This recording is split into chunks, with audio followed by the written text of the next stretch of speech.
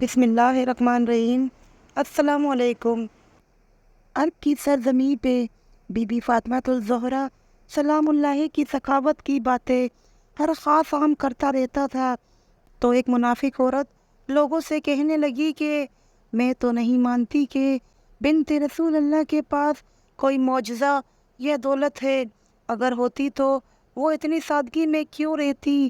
بس اس بات کو جاننے کے لیے جیسے ہی وہ عورت بی بی فاطمہ الزہرا سلام اللہ کے گھر پہنچی، آپ نے اس عورت کو دیکھا، گھر کے اندر بلایا تو وہ عورت کہنے لگی، اے بنت رسول اللہ، آپ کی سخاوت کے چرچے ہر خاص و عام کے قصیدے بنے ہوئے ہیں، آج میں بھی چاہوں گی کہ آپ مجھے بھی کچھ عطا کریں۔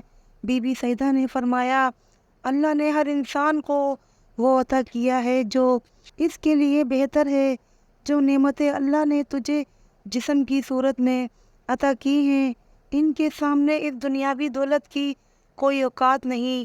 وہ ہنس ہنس کے کہنے لگی، اے بنت رسول اللہ، میں آپ کے گھر اس لیے آئی ہوں تاکہ دیکھ سکوں کہ آپ کے پاس کتنی دولت ہے، کیا آپ ایسا کر سکتی ہیں؟ بی بی سیدہ مسکرا کے دیکھ رہی تھی تو وہ عورت کہنے لگی، اگر آپ نے ایسا کر دیا تو میں مانوں گی کہ آپ کے بابا جان اللہ کے رسول ہیں اور آپ کا خاندان سچا ہے۔ بی بی سیدہ نے فرمایا، جہاں میرا مسلح رکھا ہے اس کو ہٹا کر دیکھ، تیری مراد پوری ہو جائے گی۔ وہ جیسے ہی جناب سیدہ کے ہجرے میں پہنچی اور بی بی پاک کے مسلح کو ہٹایا ہی تھا کہ وہاں سے ایک خزانہ نمودار ہوا، ہیرے لال جواہرات اس عورت کو نظر آنے لگے۔ جیسے ہی وہ زیورات نکالتی رہی وہ خزانہ ویسا کا ویسا ہی رہا۔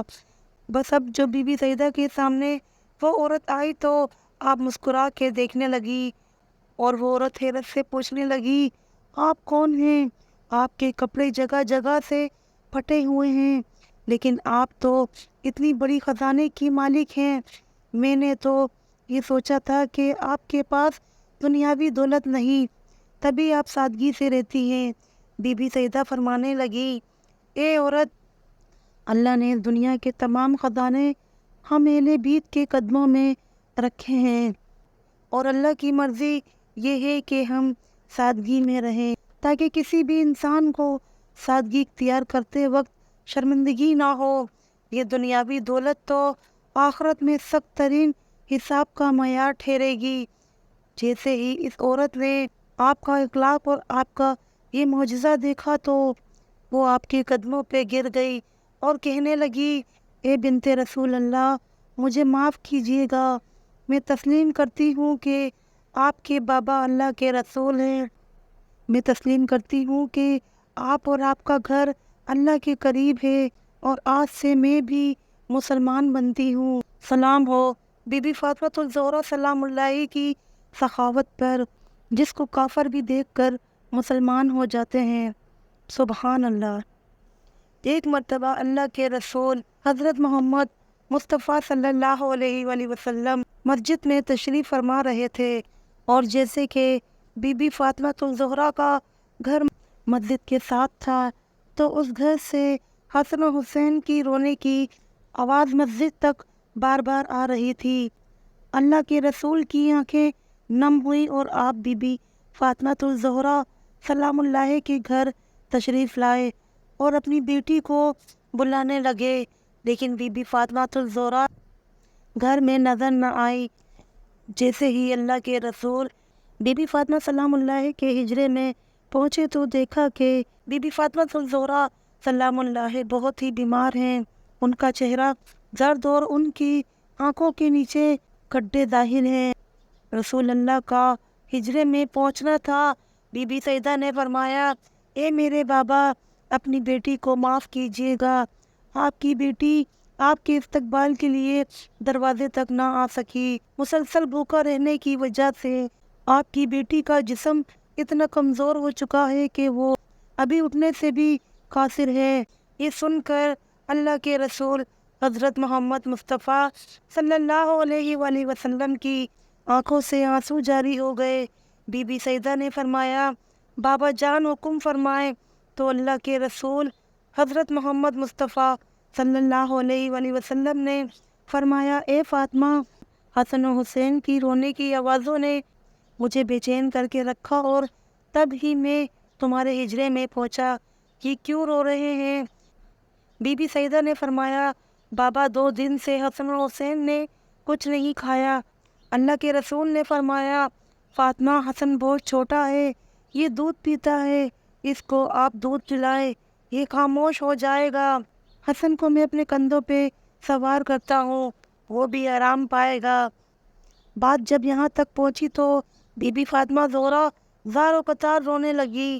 اللہ کے رسول نے فرمایا، فاطمہ رو کیوں رہی ہو؟